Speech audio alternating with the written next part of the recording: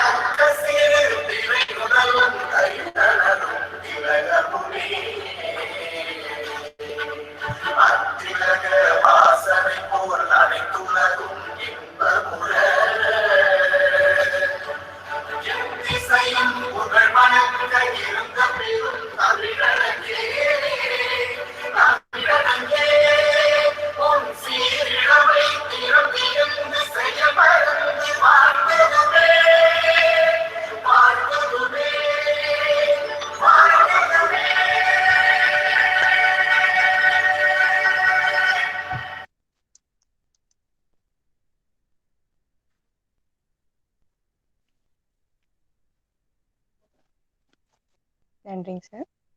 பைந்தமிழ் இலக்கிய பேரவை நடத்தும் கவிதை பேசட்டும் என்ற இந்த நல்ல நிகழ்வின் இனிய துவக்கமாக தமிழரின் பண்பாட்டு அடையாளமாய் வரவேற்று மகிழ்ந்திட வருகிறார் பைந்தமிழ் இலக்கிய பேரவையின் அமைப்பாளர் சுபிக்ஷா அவர்கள். இவர் தஞ்சாவூர் பான்செக்சஸ் மகளிர் கல்லூரியில் இளம் அறிவியல் உயிரி தொழில்நுட்பவியல் பயின்று வருகிறார். அவர் சார்ந்துள்ள துறையில் இந்த படிக்கும் வயதிலேயே ஆய்வு கட்டுரைகள் மற்றும் குழுவாக 8 புத்தகங்கள் வெளியிட்டுள்ளார். பாடத்திட்டத்தை தாண்டி கணினி, அபாக்கஸ், தையற்கலை போன்றவற்றிலும் ஆர்வம் கொண்டு சிறப்பாக செயலாற்றி வருகிறார். மேலும் தெலுங்கு, மலையாளம், கன்னடம் இவற்றோடு ஆங்கிலம், ஜப்பானீஸ் உள்ளிட்ட 7 மொழிகளை அறிந்தவரும் ஆவார். தமிழ் மீது ஆர்வம் கொண்ட காரணத்தினால் கவிதை, கட்டுரை, பேச்சு போன்ற இலக்கிய தளங்களில் ஆர்வமுடன் பயணித்து கொண்டு வருகிறார்.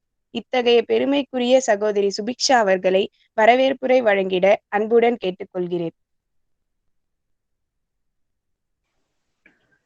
செந்நெல் மாற்றிய சோறும் பசுனை தேக்கிய கரியின் வகையும் தன்னிகர் தானிய முதிரை கட்டைத் தயிரோடு மிளகின் சாறும் நன்மதுரம் செய்கிழங்கு காணில் நாவில் இனித்திடும் அப்பம் உன்னை வளர்ப்பன தமிழா உயிரை உணர்வை வளர்ப்பது தமிழே. தமிழ் அன்னைக்கு முதல் வணக்கம்.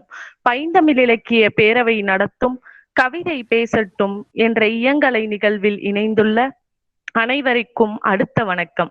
இந்த இனிய நிகழ்விற்கு தலைமையேற்று சிறப்பிக்க இணைந்திருக்கும் முனைவர் கோகிலா அம்மா அவர்கள் பல மாணவர்களின் வாழ்வில் ஏணியாய் இருந்து சிந்தையில் சிறந்து சிகரம் தொட உதவுபவர். எங்கள் பேரவையின் ஒருங்கிணைப்பாளர் தோழர் அதிவீர பாண்டியனின் முன்னாள் பேராசிரியர். பல்வேறு சிறப்புகளுக்கு உரித்தான அம்மா அவர்களை வருக வருக என அன்புடன் வரவேற்கின்றேன். நாளொரு மேனியும் பொழுதொரு வண்ணமுமாய் பேரவை நிகழ்வுகளை அவரது கல்வி சூழலுக்கு மத்தியிலும் முன்னெடுத்து இன்று அறிமுக உரையாற்றவிருக்கும் பைந்தமிழ் இலக்கிய பேரவையின் ஒருங்கிணைப்பாளர் அன்பிற்கினிய தோழர் கன்னித்தமிழ் காதலன் அதிவீர பாண்டியன் அவர்களை மகிழ்வுடன் வரவேற்கின்றேன். நிகழ்வில் கவிதை குறித்து பேச இலங்கை, மலேசியா, சிங்கப்பூர் மற்றும் நம் தமிழ்நாட்டிலிருந்து இணைந்துள்ள உரையாளர்களையும் வரவேற்கின்றேன். நிகழ்வின் நோக்கம் குறித்து கருத்துக்களை எடுத்துரைக்கவிருக்கும் பேரவையின் இணை ஒருங்கிணைப்பாளர் சகோதரி கோமதி அவர்களையும், நிகழ்வின் முடிவில் நன்றியுரை நல்கவிருக்கும் பேரவையின் செயலாளர் சகோதரி அமிதா அவர்களையும், நிகழ்வு முழுவதையும் தொகுத்து வழங்கி கொண்டிருக்கும் வாலாஜாபேட்டை அறிஞர் அண்ணா அரசு கலைக்கல்லூரியில் வரலாற்றுத் துறையில் ஆய்வியல் நிறைஞர் பட்டம் பயின்று வரும் சகோதரி முல்லை அவர்களையும் வரவேற்று மகிழ்கின்றேன். எங்களோடு நிகழ்வுகளை சிறப்பாக முன்னெடுக்கும் பேரவை நிர்வாகிகளையும் இயங்கலை நிகழ்வில் இணைந்துள்ள பல்வேறு நாடுகளைச் சேர்ந்த பேராசிரியர்கள், ஆசிரியர்கள், மாணவர்கள், தமிழ் ஆர்வலர்கள் என அத்துணை தமிழ் உறவுகளையும் வரவேற்று மகிழ்கின்றேன்.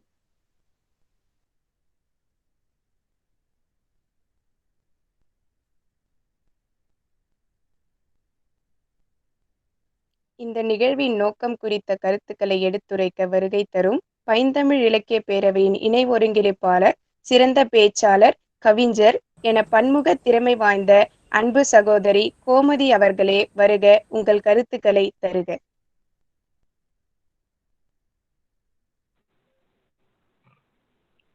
தமிழன் என்றொரு இனமுண்டு, தனியே அவருக்கொரு குணமுண்டு. அமிழ்தம் அவனுடைய மொழியாகும், அன்பே அவனுடைய வழியாகும். மானம் பெரிதென உயிர் விடுவான், மற்றவருக்காக துயர்படுவான். தானம் வாங்கிட கூசிடுவான், தருவது மேல் என பேசிடுவான் என்று நாமக்கல் கவிஞர் வே. ராமலிங்கம் பிள்ளை அவர்களின் பாடல் வரிகளை முன்வைத்து அவையோர் அனைவருக்கும் என் வணக்கத்தை தெரிவித்துக் கொள்கின்றேன். பைந்தமிழ் இலக்கிய பேரவை நடத்தும் கவிதை பேசட்டும் என்ற நிகழ்விற்கு இணைந்துள்ள அத்துணை தமிழ் நெஞ்சங்களையும் சிரம் தாழ்த்தி வரவேற்கின்றேன்.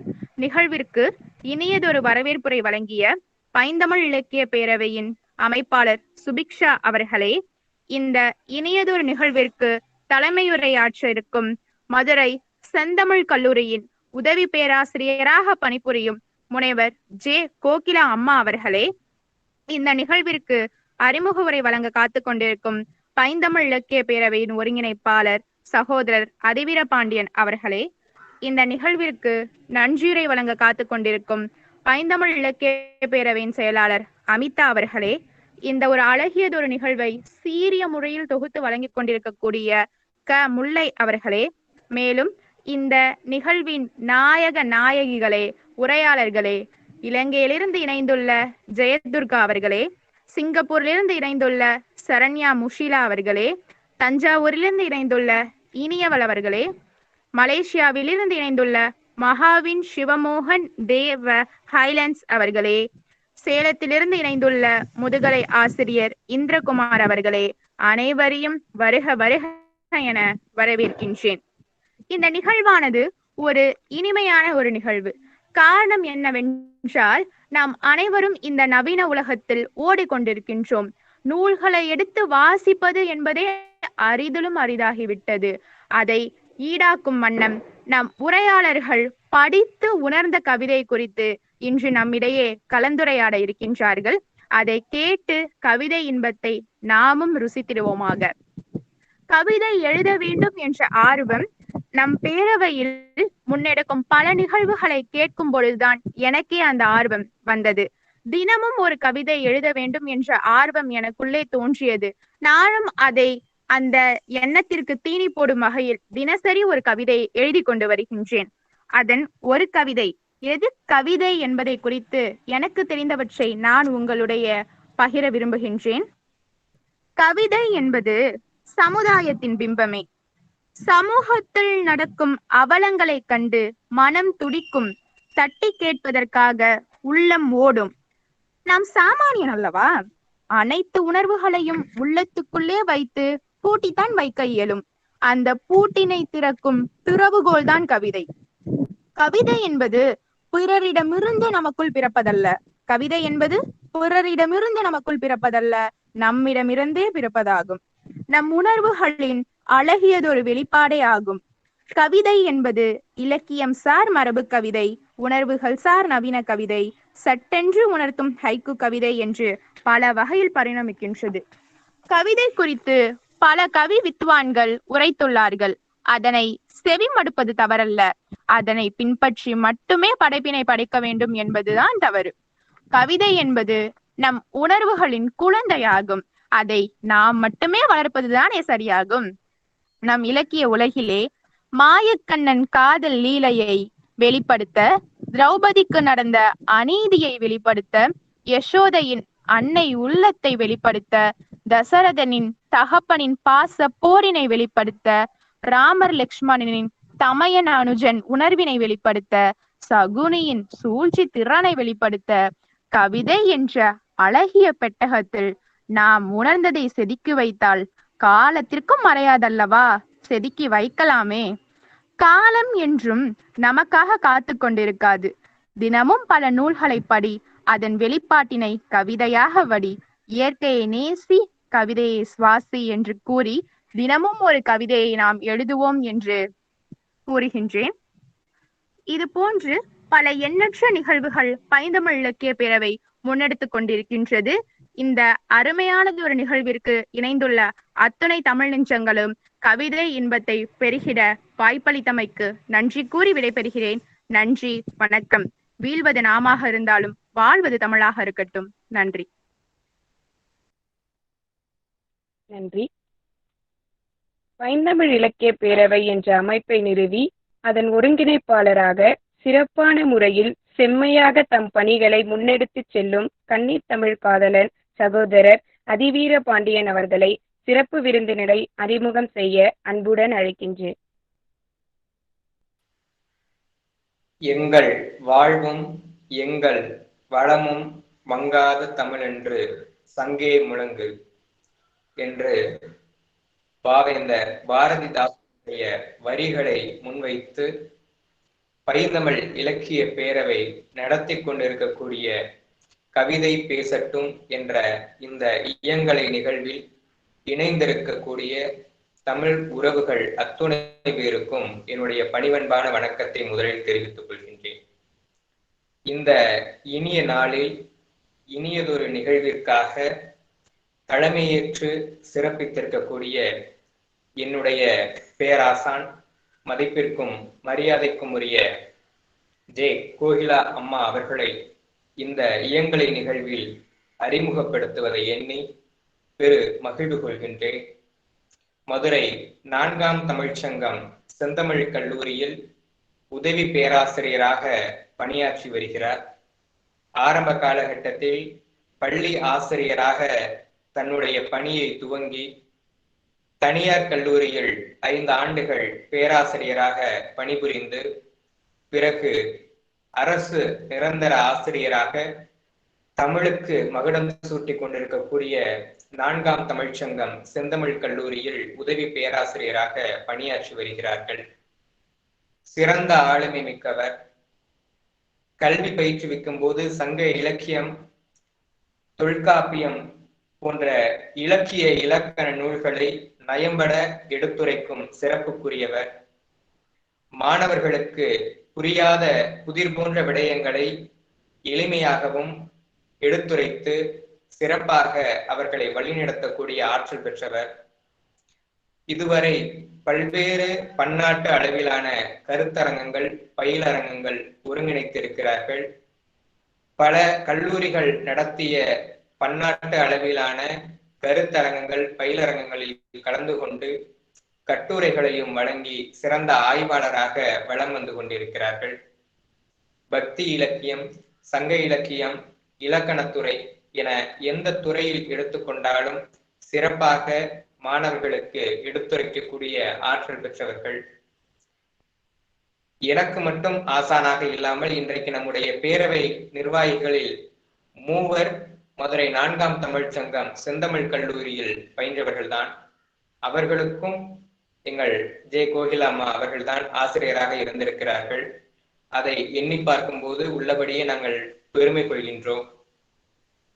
இன்றைக்கு கால சூழலில் தமிழுக்காக துவங்கப்பெற்ற கல்லூரிகள் அனைத்தும் அறிவியல் துறை சார்ந்த பாடப்பிரிவுகள் இணைக்கப்பட்டு வேறு பாதையில் சென்று கொண்டிருக்கக்கூடிய இந்த கால சூழலில் தொடங்கப்பட்ட ஒற்றை காரணத்திற்காகவே நடத்தப்பட்டு இன்றும் சிறப்பாக வழிநடத்தப்பட்டு கொண்டிருக்கக்கூடிய மதுரை 4ஆம் தமிழ்ச்சங்கம் செந்தமிழ் கல்லூரி தமிழுக்கு மட்டுமே உரித்தான கல்லூரியில் பணிபுரியக்கூடிய வாய்ப்பு பெற்ற கோகிலா அம்மையார் அவர்களிடமும் ஏனைய பேராசிரியர்களிடமும் கல்வி பயின்றதை எண்ணி நாங்கள் பெரும் மகிழ்வு கொள்கின்றோம். ஏனென்றால் மற்ற கல்லூரியில் தமிழ் ஆசிரியர் பேராசிரியர்களை மட்டும்தான் அம்மா என்று அழைப்பார்கள்.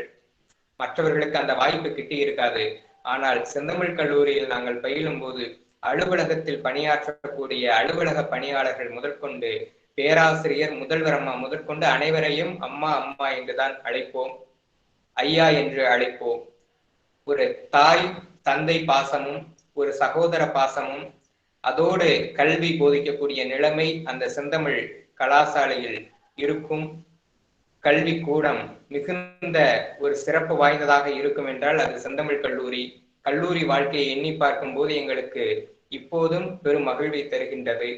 நாங்கள் அங்கு விதைக்கப்பட்டோம், வளர்கின்றோம், இன்னும் வளர்வோம் என்ற ஒரு உத்வேகத்தை செந்தமிழ் கல்லூரி எங்களுக்கு அளித்திருக்கின்றது. அந்த வகையில் பல்வேறு பேராசிரியர்கள் எனக்கு கல்வி போதித்தவர்களை இங்கு அறிமுகம் செய்திருக்கின்றோம். இன்றைக்கு என்னுடைய மதிப்பிற்குரிய பேராசிரியர் ஜே. கோகிலா அம்மா அவர்கள் இந்த இயங்கலை நிகழ்வில் தலைமையேற்று சிறப்பித்ததை எண்ணி பைந்தமிழ் இலக்கிய பேரவை பெரும் மகிழ்வும் பாராட்டுகளையும் பெறுகின்றது என்று கூறி இந்த இயங்கலை நிகழ்வில் அம்மா அவர்களை அறிமுகப்படுத்துவதில் பெருமிதம் கொண்டு இதோடு என்னுடைய அறிமுக உரையை நிறைவு செய்து இந்த நிகழ்வினை சிறப்பாக ஒருங்கிணைத்து செயலாற்றிய அன்பிற்கினிய தோழி சுபிக்ஷா அவர்களையும் அன்பிற்கினிய சகோதரி கோமதி அவர்களையும் வாழ்த்தி இந்த நிகழ்வு சிறக்கட்டும் என்று கூறி என்னுடைய உரையை நிறைவு செய்கின்றேன். இப்போது முதல் இந்த அரங்கினை வழிநடத்தி செல்வதற்காக மதிப்பிற்கும் மரியாதைக்கும் உரிய பேராசிரியர் ஜே. கோகிலா அம்மா அவர்களுடைய கரங்களில் இந்த இயங்கலை கூடம் ஒப்படைக்கப்படுகிறது.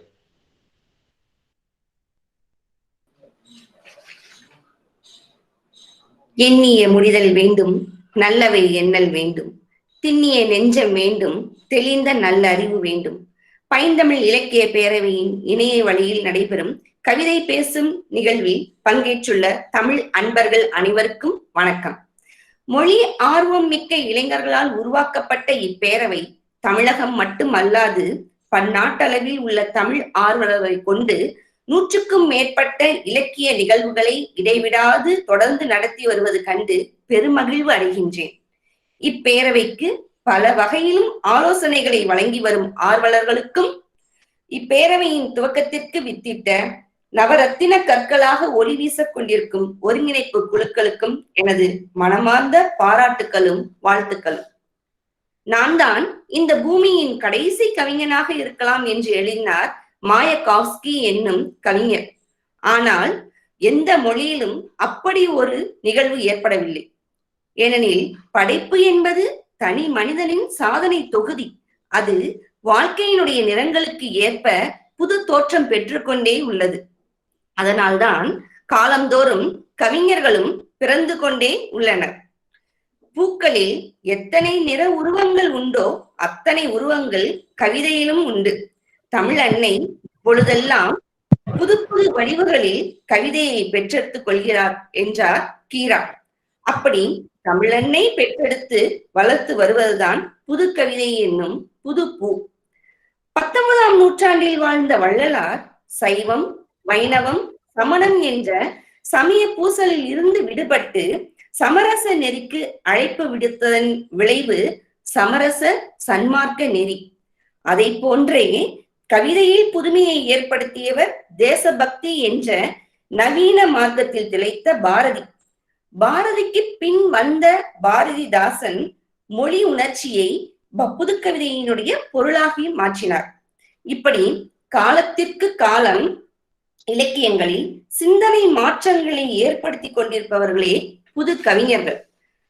அக்கவிஞர்கள் கவிதையினுடைய உருவாக்கத்திற்காக 4 அடிப்படை கூறுகளை பின்பற்றி எழுத துவங்கினார்கள். அவை 1 சமுதாய தேவைகள், 2 இலக்கு, 3வது கவிதைக்குரிய மூலப்பொருள் சொற்கள், 4வது உத்திகளும் வழிமுறைகளும். இத்தகைய 4 அடிப்படைகளை கொண்டு எழுதுகின்ற புது கவிஞர்களை நாம் 3 வகையாக பிரிக்கலாம். 1 மணிக்கொடி கால கவிஞர்கள், 2வது எழுத்தியக்க கால கவிஞர்கள், 3வது வானம்பாடி கால கவிஞர்கள்.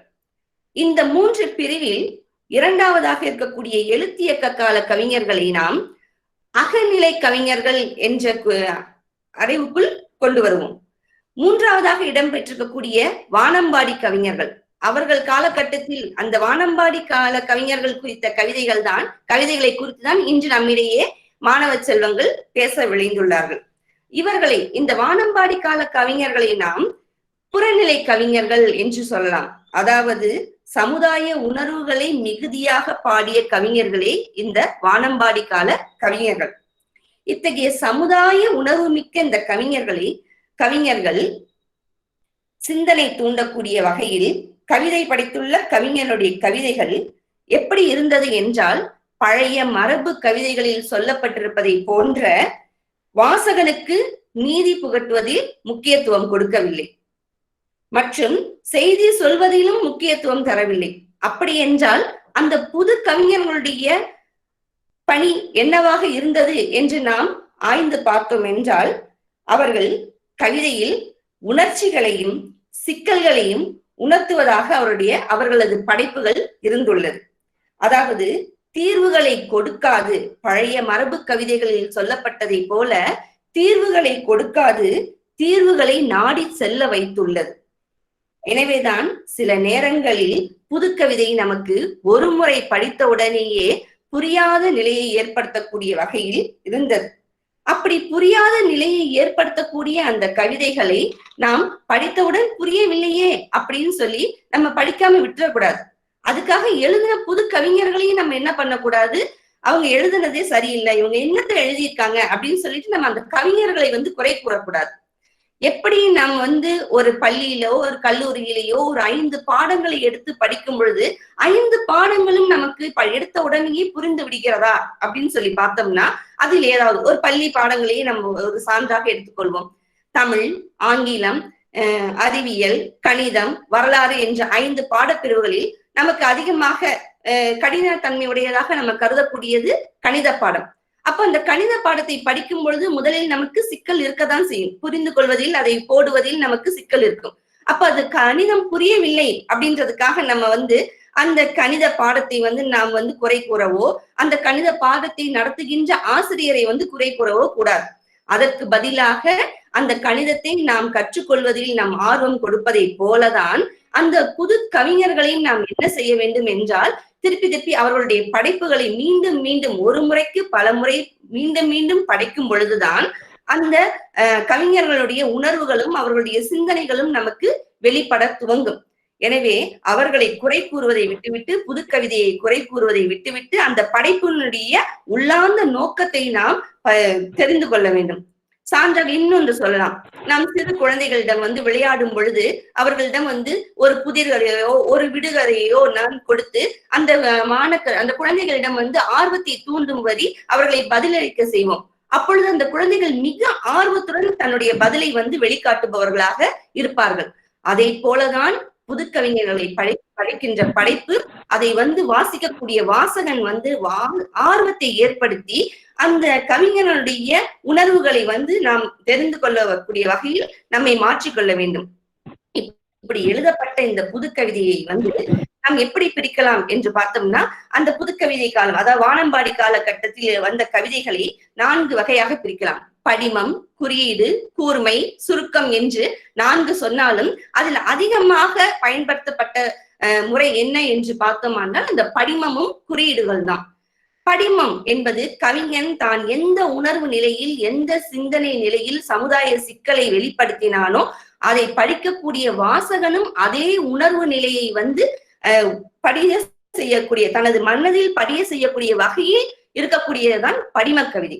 அதே போலவே குறியீடு என்பது ஒரு கவிஞன் தான் சமுதாய சிக்கலில் ஏதாவது ஒன்றை பற்றி சொல்ல வருகின்ற பொழுது நேரடியாக சொல்ல முடியாத ஒரு சூழலில் ஒரு குறியீட்டுடன் சொல்லக்கூடிய வகைதான் குறியீடு. இத்தகைய படிம கவிஞர்களும் குறியீட்டு கவிஞர்களுமாக திகழ்ந்தவர்கள் வானம்பாடி கால கவிஞர்கள்.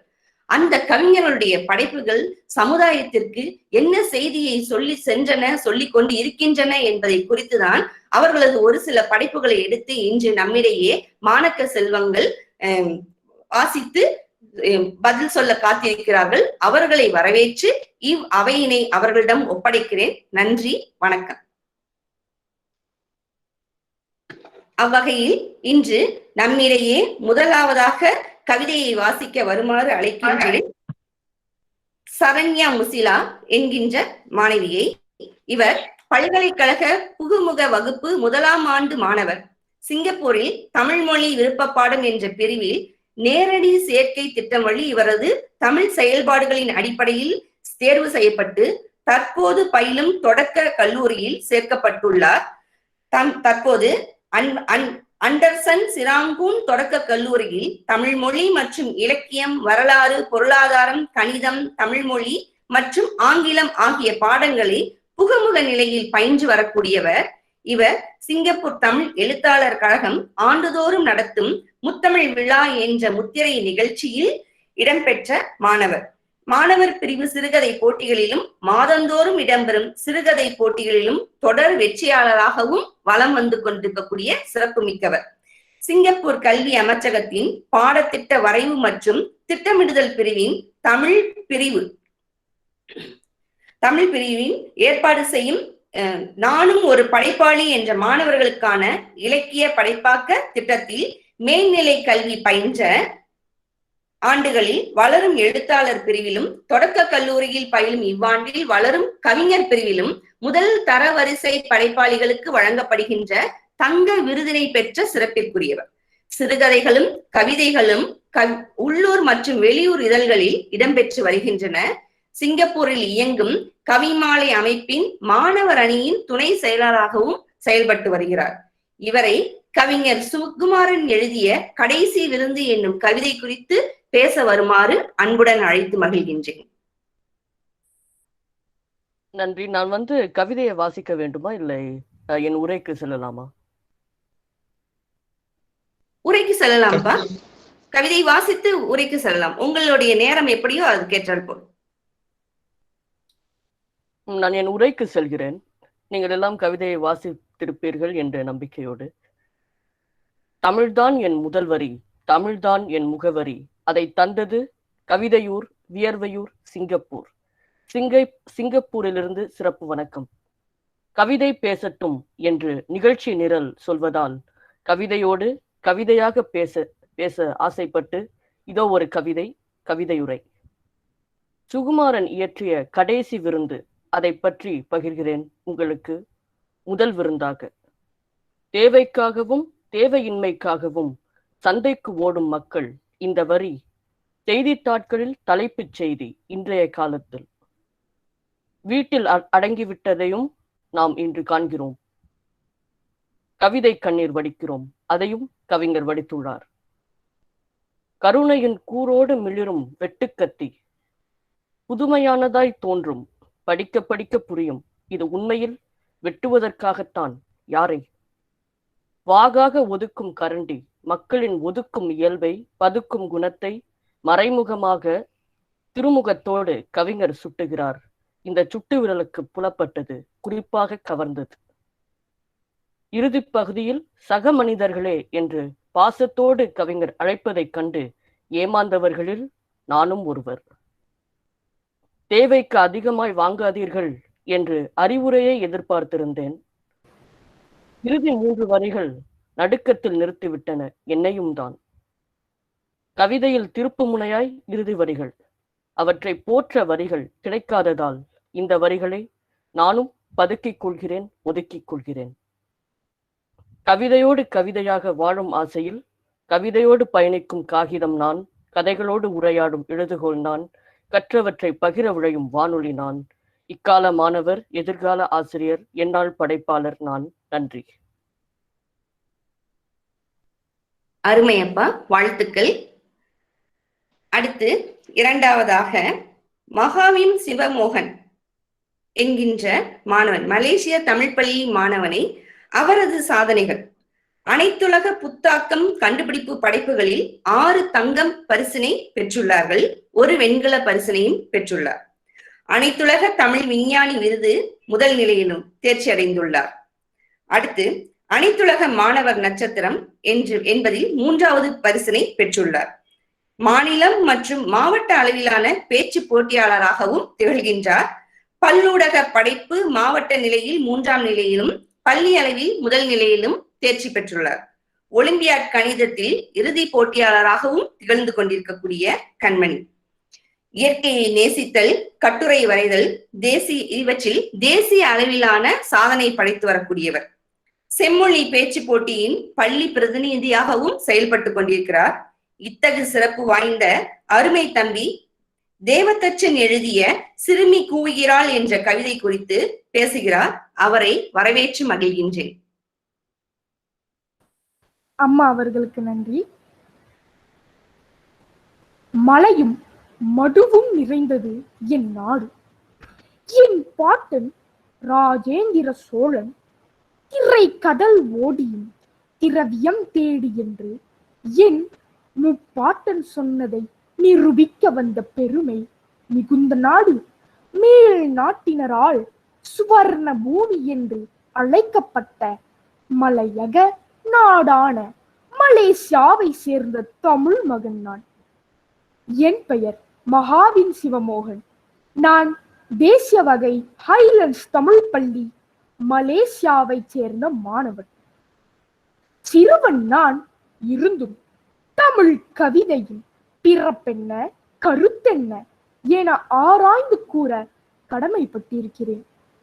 பிள்ளை இருப்பின் எடுத்து கூறுங்கள், அடியேன் அடிப்பணந்து ஏற்கிறேன்.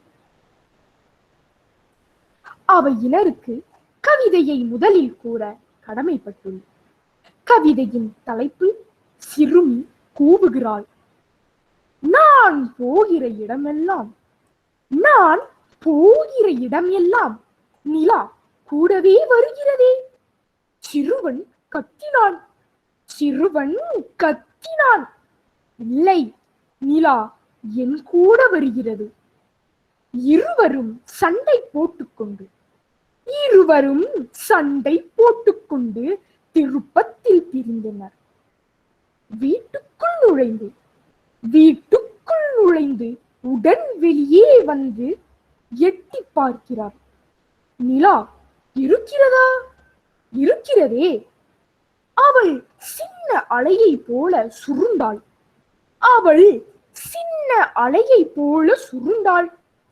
அந்த சின்ன அலையில் கரையத் தொடங்கியது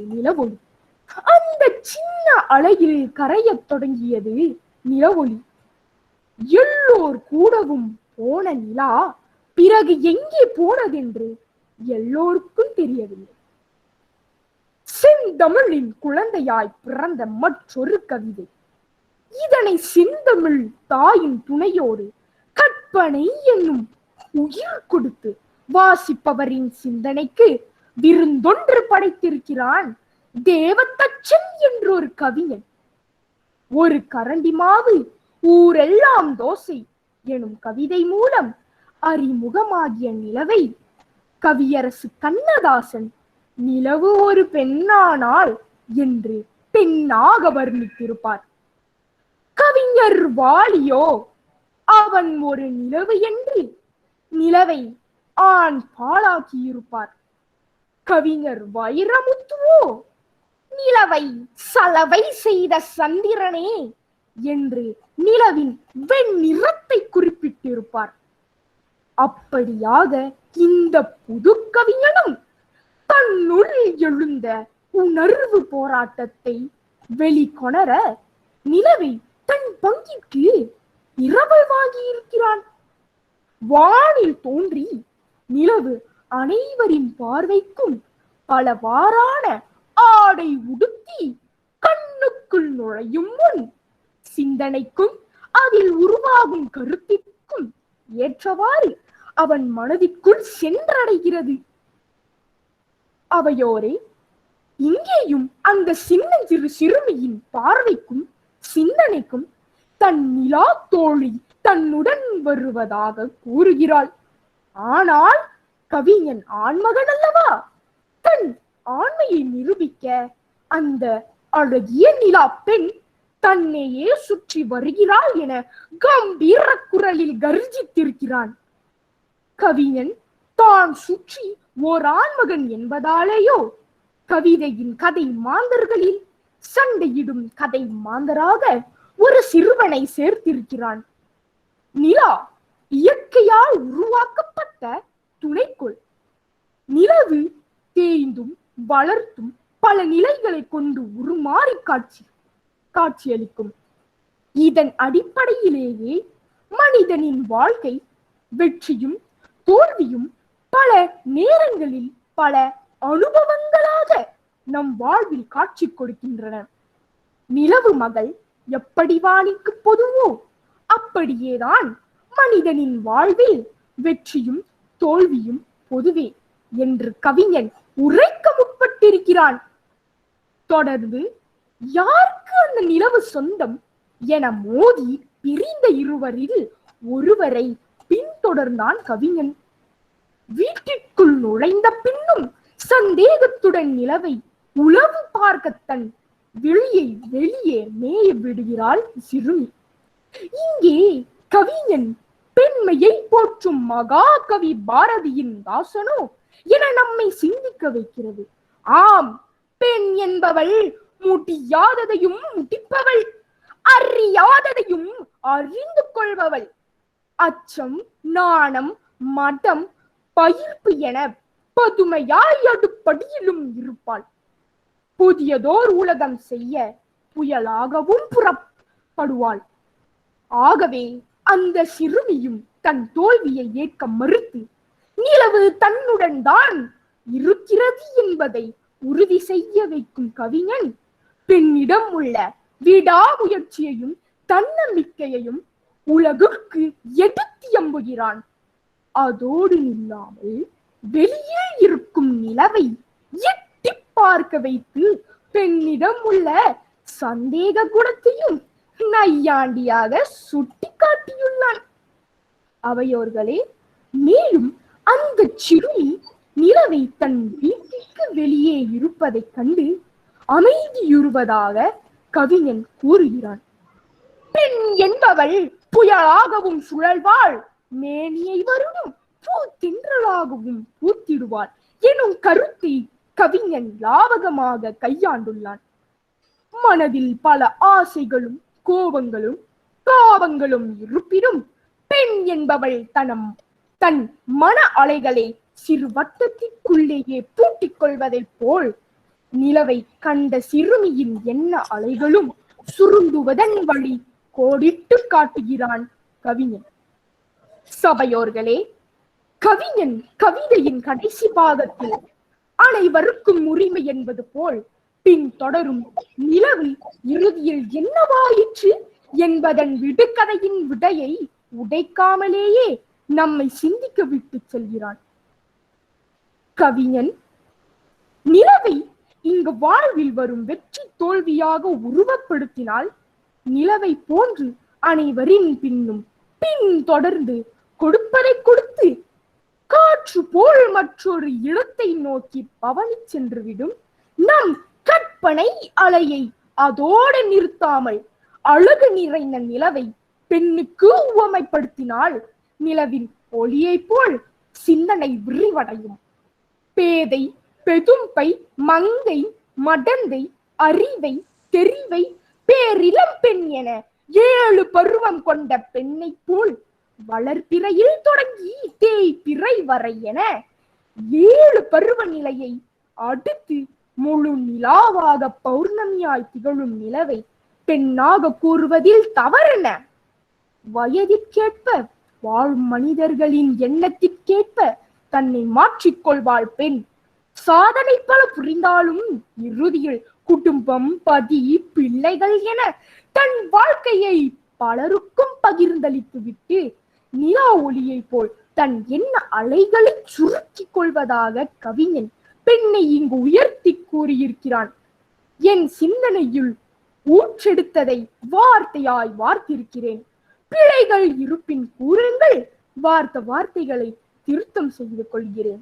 வாய்ப்புக்கு நன்றி கூறி தமிழ் அன்னைக்கும் என் தாய்க்கும் வணக்கங்களை கூறி விடை பெறுகிறேன். நன்றி, வணக்கம். அருமையான கவிதை விளக்கம் தம்பி, மிகவும் அருமை. வாழ்த்துக்களும் பாராட்டுக்களும். நன்றி. அடுத்ததாக துர்கா, இலங்கை உயர்தர கலைப்பிரிவு மாணவியாக பயின்று வரக்கூடியவர். பட்டிமன்றம் கவியரங்கம் என்பவற்றில் பங்கு பெற்று கலைத்துறையில் அறிமுகமாகிக் கொண்டிருக்கின்றார். 2019ஆம் ஆண்டு பிரதேச பண்பாட்டு விழாவில் கவியரங்கம் செய்து கவிதை சிகரம் என்னும் விருதினை பெற்ற சிறப்பிற்குரியவர். மொழிக்காக தன்னுடைய செயல்பாடு சிறந்த முறையில் முன்னெடுத்து வரக்கூடிய ஆளுமையுடையவர். இவர் சிதைக்கப்பட்ட கல்வி என்ற தலைப்பில் தானே எழுதிய கவிதையை குறித்து நம்மிடையே பேச வருகிறார். அவர்களை அன்போடு வரவேற்று மகிழ்கின்றேன்.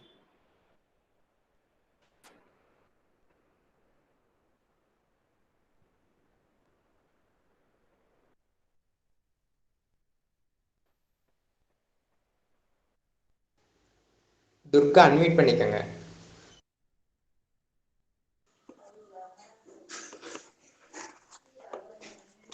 அடிமுடி வீழ்ச்சியின்றி அகிலமெல்லாம் பரந்தொலிக்கும் என் அன்னை தமிழை தலைவணங்கி பைந்தமிழ் இலக்கிய பேரவை நடாத்துகின்ற கவிதை பேசட்டும் எனும் உரையரங்கின் தலைவர் பேராசிரியர் முனைவர் கோகிலா அம்மா அவர்களே, ஒருங்கிணைப்பாளர் அதிவீர பாண்டியன் அவர்களே, பேரவை நிர்வாகிகளே, நிகழ்வை சிறப்பிக்கும் விருந்தினர்களே, பல்வேறு நாடுகளில் இருந்து என்னுடன் இணைந்து உரையாற்ற வந்துள்ள உரையாளர் நண்பர்களே மற்றும் எமக்கு ஆக்கமும் ஊக்கமும் தருவதற்காய் இணைய வழியில் ஒன்று திரண்ட என் அருமை பார்வையாளர்களே, அனைவருக்கும் எனது அன்பான வணக்கங்கள். நான் உங்களோடு நானாகவே எழுதிய கொரோனா காலத்தில் சிதைக்கப்பட்ட எமது கல்வி என்ற தலைப்பிலே எழுதிய கவிதை பற்றி உரையாற்ற வந்துள்ளேன். வந்து விட்டது கொரோனா, தொலைந்து விட்டது நம் இயல்பு நிலை. உலக நாடுகளின் முடக்கம், எதிர்காலமே இருள்மயம். ஒரு பள்ளியின் தொடக்க புள்ளி 1000 சிறைச்சாலைக்கு முற்றுப்புள்ளி. இன்று அனைத்து பள்ளியும் முடங்கு நிலை. நம் எதிர்கால கனவுகளோ இருள் நிலை. யார் செய்த பாவமோ விதி செய்த கோலம், கண்ணுக்கு தெரியாத வைரஸின் பிடியில் நம் கல்வித்தாய் சிக்கி தவிக்கின்றாள். காலங்கள் உருண்டோடினாலும் நம் கல்வி பாதை மலர்ந்திடுமா? கருவறையில் உயிர் பெற்ற நாம் வகுப்பறையில் இனிய பொழுதில் தனியறையில் முடங்கி போயுள்ள நிலை இதற்கு கால வரையறையின்றி போய்விட்டதே. இன்றைய மாணவர்கள் நாம் எதிர்கால தலைவர்கள். உருப்படர்ந்த இளம் சமுதாயத்திற்கு இனியும் வேண்டாம் தாமதம். நிகரில்லா பள்ளி வாழ்க்கை, இனிமையான நிகழ்வுகள், தோள் கொடுக்கும் தோழமைகள், எதிர்கால பாதைக்கு வழிகாட்டும் கல்வி எல்லாமே சிதைக்கப்பட்டது. எவர் செய்த பாவமோ அரசாங்கம் அறிமுகப்படுத்தியது அனைவருக்கும் இணையமுறை கல்வி.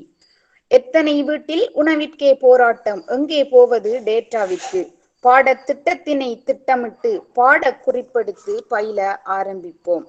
நாமே நமக்கு ஆசானாகி இனியொரு விதி செய்வோம். சிதைக்கப்பட்ட எம் கல்வி சுதந்திரம் பெறும் வரை. நான் இக்கவிதையை எழுதியதன் நோக்கமானது தற்காலத்திலே அதிகரித்து வருகின்ற கொரோனா தொற்று காரணமாக சிதைக்கப்பட்ட எங்களுடைய கல்வியானது மீண்டும் சுதந்திரம் பெற வேண்டும் என்பதுடன் கல்வியை அழியவிடாது நாங்கள் கற்க வேண்டும் என்ற விழிப்பை நாட்டு மக்களுக்கும் இளம் சமுதாயத்தினருக்கும் தெரியப்படுத்த வேண்டும் என்பதற்காகவே நான் இக்கவிதையை நானாகவே எழுதினேன். சாவில் தமிழ் படித்து சாக வேண்டும் என்றன் சாம்பல் தமிழ் மணந்து வேக வேண்டும் எனும் சச்சிதானந்தன் அவர்களின் கூற்றுக்கு இணங்க நன்றி கூறி விடைபெறுகின்றேன். நன்றி, வணக்கம். சொந்தமாக கவிதை படைத்த சகோதரிக்கு வாழ்த்துக்கள். மிக அருமையான கவிதை அம்மா, வாழ்த்துக்கள். அடுத்ததாக இனியவள். இவர் சிறந்த இலக்கிய பேச்சாளராக இலக்கிய உலகில் வலம் வந்து கொண்டிருக்கக்கூடிய தகைமையாளர். மேலும் இளங்கலை கணிதம் பயின்ற மாணவி. இவர் தற்போது குடிமை பணி தேர்வுகளுக்கான தயாரிப்பில் உள்ளார். இவர் கலாபிரியா எழுதிய அவளின் பார்வைகள் என்ற கவிதை குறித்து நம்மிடையே உரையாட வருகிறார். அம்மா அவர்களை அன்புடன் அழைக்கின்றேன். நன்றி அம்மா. நுதற்கண் கடவுள் நுவன்ற தமிழே, முதற்கண் வணக்கம் உனக்கு. புதற்கண் கிடந்தேன் புழுவாய், என் கீழ்மையை நீ போக்க நடந்தேன் புலிப்போத்தாய் நான். விறகு நான் மண்டமிழே, நின்னருள் வாய்த்த பிறகு வீணையாய்ப்போனேன். அன்னை தமிழுக்கு வணக்கம், அவையோர் அனைவருக்கும் வணக்கம். பைந்தமிழ் இலக்கிய பேரவை நடத்துகின்ற கவிதை பேசட்டும் என்ற அழகிய இந்த நிகழ்விலே என்னை இணைத்துக் கொள்வதிலே நான் பெருமகிழ்ச்சி அடைகின்றேன். அவையோர் அனைவருக்கும் அடியவளின் அருந்தமிழ் வணக்கங்கள் மறுகணம். கலாப்பிரியா அவர்கள் எழுதிய அவளின் பார்வைகள் என்ற கவிதை தொகுப்பை தங்களிடம் கலந்துரையாட இன்று நான் விளைகிறேன். கலாப்பிரியா அவர்கள் நவீன கவிஞர்களிலே குறிப்பிடத்தக்க ஒரு பெருமகனார். 70களிலே எழுதத் தொடங்கிய ஒரு கவிக்கோமன். அவருடைய இயற்பெயர் சோமசுந்தரம். அண்ணாவுடைய இரங்கல் கூட்டத்திற்காக முதலில் கவிதை இயற்றத் தொடங்கினார். எம்ஜிஆருடைய ரசிகர் அவர். ஒரு முறை ஜெயமோகன் என்பவர் மலையாளத்திலே பெருங்கவிஞராக இருந்த அக்கிந்தம் நம்பூதிரிபாட் என்பவரிடம் உரையாடி கொண்டிருக்கிறார். அப்போது அந்த நம்பூதிரிபாட் என்பவர், என்னிடம் ஒரு தமிழ் கவிதையை சொல்லுங்களேன், நான் கேட்கிறேன் என்று கேட்டதற்கு மறுகணமே ஜெயமோகன் அவர்கள் நம்மளுடைய கலாப்பிரியா அவர்களுடைய கவிதையின் ஒரு 4 வரிகளை எடுத்து கூறுகிறார். அந்த வரிகளை அந்த 4 வரியோடு கேட்டதுடன் அந்த நம்பூதிரிபாட் சொல்கிறார், ஒரு கணம் திகைத்து, கவிதை என்றால் இப்படித்தான் இருக்க வேண்டும், கண்ணாடியில் நம்முடைய பிம்பத்தை பார்க்க என்ன பிணக்கம் தேவை என்கிறார். அவ்வாறாக கலாப்பிரியா அவர்களுடைய கவிதையை அவர் பாராட்டியிருக்கிறார். இதிலிருந்து தெரிகிறது மற்ற கவிஞர்களும் மற்றற்ற மகிழ்ச்சியோடு அவரை பாராட்டக்கூடிய அளவிற்கு அவர் கவிதை எழுதுவதில் வல்லவர் என்று. என்னிடம் இன்று கவிதா தொகுப்பிற்கு கொடுக்கப்பட்ட கவிதை அவளின் பார்வைகள். சங்க இலக்கியம் முதல் நம்முடைய மரபின் கவித்துவமே இவ்வாறு தன்னியல்பாக அகம் ஏற்றப்பட்ட புறக்காட்சி சித்தரிப்பில் தான் உள்ளது. சங்க பாடல்களிலே எப்போதும் வெறும் புற வர்ணனைகள் மட்டுமே இருக்கும். ஆனால் அவை அந்த மனநிலையின் பிரதிபலிப்புகளும் கூட. அந்த மரபின் நீட்சியாக கலாப்பிரியா அவர்களால் இயற்றப்பட்ட அவளின் பார்வைகள் என்ற கவிதை தொகுப்பினை நான் உங்கள் முன் கலந்துரையாட விளைகிறேன். அவளின் பார்வைகள். அவளின் பார்வைகள் காயங்களுடன் கதறலுடன் ஓடி ஒளியும் ஒரு பன்றியை தேடி கொத்தும் காக்கைகள். அவ்வளவு கூர்மையாக இருக்கின்றனவாம் அவளுடைய பார்வைகள். ஒரு பன்றியை தேடி கொத்தும் காக்கையை போல அவளோட பார்வைகள் எனக்கு இருக்கு அப்படின்னு சொல்றாரு. தொலைவில் புணரும் தண்டவாளங்கள் அருகில் போனதும் விலகி போயின. தண்டவாளம் எப்போதுமே சேர்ந்திருக்காது இல்லையா? ஆனா கவிஞர் தன்னுடைய உவமையை உருவகத்தை இந்த இடத்துல கூறுறாரு. தொலைவில் புணர்ற தண்டவாளங்கள் அருகில் போனதும் விலகி போயிடுச்சாமா. கைகள் காதலித்த கண்ணாடி டம்ளர் காதலை ஏற்காதென் காலடியில் நொறுங்கி சிதறியது. உடைந்த துகள்கள் காலில் குத்தி உறவாகி விட்டன என் ரத்தத்தோடு. கைகளை காதலிச்ச குற்றத்துக்காக கண்ணாடி டம்ளர் என்ன பண்ணிச்சான், நொறுங்கி சிதறிடுச்சு. அந்த நொறுங்கி சிதறின அந்த துகள்கள் என்னோட காலில் குத்தி என்னோட ரத்தத்துக்கு உறவாகிடுச்சு அப்படின்னு சொல்றாரு. எச்சலை தொட்டியில் ஏறி விழும் திருநாயின் லாவகம் எனக்கு ஒரு கவிதை தர பார்க்கிறது. திருநாயுடைய இயல்பு என்ன? இயல்பா நம்ம எது வேண்டாம் என்று வீசி எறிகிறோமோ அதை சாப்பிட்டு உயிர் வாழக்கூடிய ஒரு உயிரினம் அல்லவா? அவ்வாறாக எச்சிலை தொட்டியிலே ஏறி விழுகின்ற அந்த திருநாயுடைய லாவகம் கவிஞனுக்கு ஒரு கவிதையை தர பார்க்கிறதாம். கரித்தொண்டொன்றை தரையில் பைத்திய கிற்களாய் படம் போட்டு சாகடிக்கிறேன், எரித்து கொள்வதை விட இது எவ்வளவோ மேல். அதாவது நீ பார்த்த இந்த பார்வையினால நான் ஒரு பைத்தியம் மாறி கரித்துண்டை ஒண்ணு கையில வச்சுட்டு படம் போட்டு கொண்டிருக்கிறேன். நீ எரிச்ச கூட என்னை கொண்டுடலாம், ஆனா இந்த மாதிரி என்னை பார்க்காத அப்படிங்கிற மாதிரி கவிஞர் சொல்றாரு.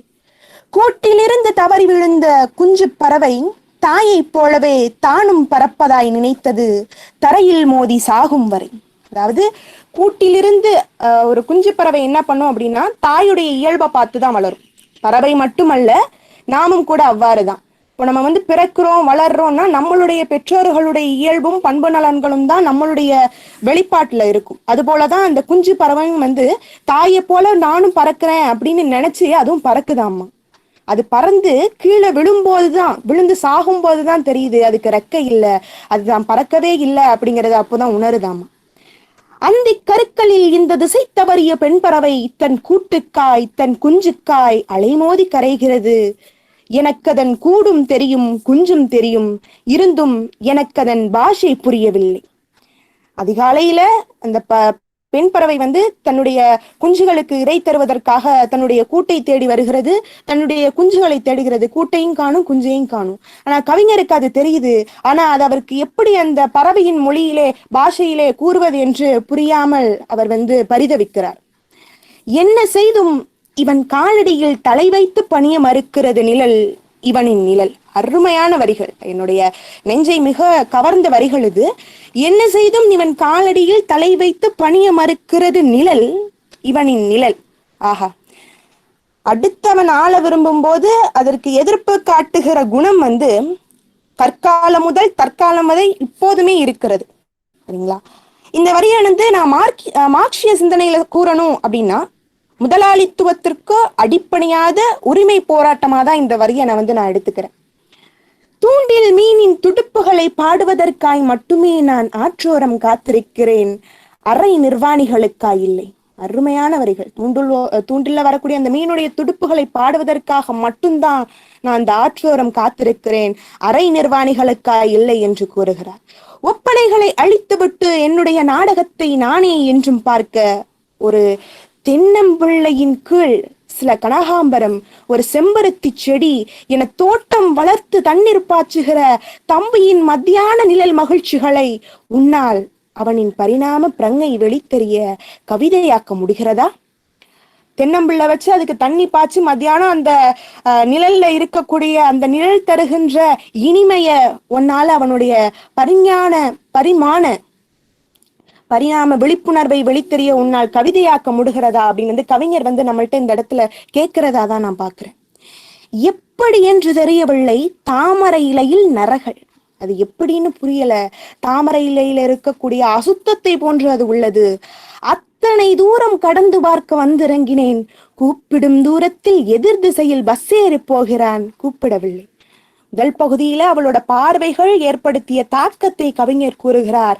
அடுத்த கணத்திலே, அடுத்த பகுதியிலே அந்த பெண்ணானவள் அவள் மனதிலே எழுந்த மனவெழுச்சிகளை நம்மிடம் விளக்குவதாக சொல்றார். இவ்வளவு தூரம் பார்க்க வந்திறங்கி, கூப்பிடுற தூரத்துல தானே பஸ் ஏறி போற, என்ன ஒரு வார்த்தை கூப்பிடலையே அப்படின்னு அவர் தன்னுடைய மனக்குமரலை கூறுறதா அவர் சொல்றாரு. என் தலைக்குள் வலி, தொடர்ந்த மழை நாட்களில் தொழுவம் விட்டகள மறந்த பன்றிகளும் காய்ந்து மக்கி போக முடியாத மந்தை நரல்களும் என்றொரு படிமம் திணிந்து கொண்டு, என்னோட தலையெல்லாம் ஒரே வழியா இருக்கு, அது எப்படி இருக்கிறது என்று கூறினால், மழை நாட்களிலே தொழுவம் விட்டகள மறந்த பன்றியை போலவும் காய்ந்து மக்கி போக முடியாத அந்த நரல்கள் அந்த அசுத்தத்தை போலவும் ஒரு உணர்வினை என்னுடைய தலைக்குள்ளே ஏற்படுத்துகிறது அப்படின்னு சொல்லிட்டு இந்த கவிதையை அழகா முடிக்கிறாரு கலாப்ரியா அவர்கள். இந்த கவிதையில ஒரு பெண்ணானவள் தன்னுடைய பார்வையை, அந்த கடைக்கண் பார்வையை பார்க்கும் போது அவளின் பார்வைகள் சொல்ல வருகின்ற ஏற்படுத்துகின்ற தாக்கங்களை இங்கே அழகாக சொல்கிறார் கலாப்ரியா.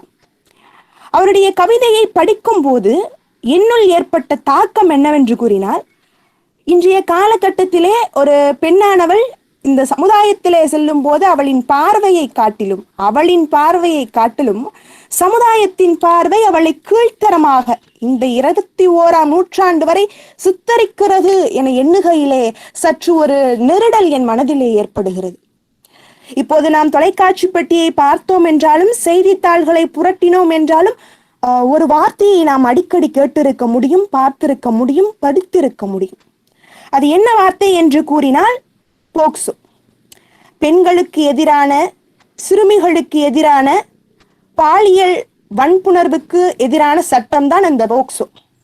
இத்தகைய ஒரு நெருடலான சமூக சூழல் இது. எவ்வளவுதான் சமத்துவம் பேசினாலும் ஒரு பெண் இருசக்கர வாகனத்தில் முந்துவதை கூட ஏற்றுக்கொள்வதில்லை பல ஆண்கள். என்று சமூக மாற்றம் வரும், மாறுதலை முன்வைப்போம், மாற்றத்தை நிகழ்த்தி காட்டுவோம் என்ற உரத்த குரலோடு, உளிக்கு அஞ்சிய கல் சிற்பமாக முடியாது, துளையிடப்படாத மூங்கில் புல்லாங்குழலாக முடியாது, சுடப்படாத தங்கம் சுடர்விட முடியாது, அடிக்கப்படாத இரும்பு ஆயுதமாக முடியாது, உருளாத கல் உருண்டையாக முடியாது, கவிதையில்லா உலகு கடை தேரவே முடியாது. வரலாறு என்பது வந்து செல்பவர்களுக்கு அழகல்ல, அது தந்து செல்பவர்களுக்குத்தான் அழகு என்று கூறி, என் நாசிக்குள் செல்லும் காற்று ஒரு நொடி தான் செல்லும் வழி மறந்து என் நாசிக்குள் செல்ல மறுத்தாலும் தமிழ் காற்றை சுவாசித்த உயிர்ப்பிப்பாள் இந்த இனியவள் என்று கூறி நல்வாய்ப்புக்கு நன்றி கூறி விடைபெறுகின்றேன். நன்றி, வணக்கம். வீழ்வது நாமாக இருப்பினும் வாழ்வது தமிழாக இருக்கட்டும். வாய்ப்புக்கு நன்றி. அருமை அம்மா. இனியவள் என்ற பெயருக்கு ஏற்றாற் போல கவிதையும் அதற்குரிய விளக்கமும் மிக அருமை, மிக சிறப்பு. வாழ்த்துக்களும் பாராட்டுக்களும். அடுத்ததாக இன்றைய நிகழ்வின் நிறைவு பகுதி.